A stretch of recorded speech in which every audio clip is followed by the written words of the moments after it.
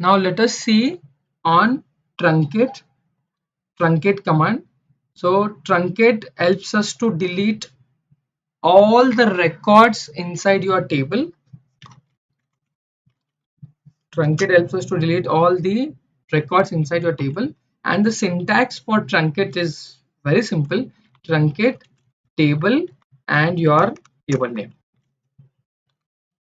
So let me execute this in a real time here. The same thing what we are doing. I want to delete all the records what we have inserted using an insert into.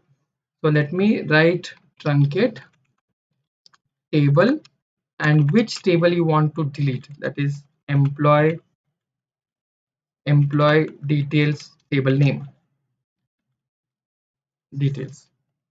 Let me put a colon here and let me execute this.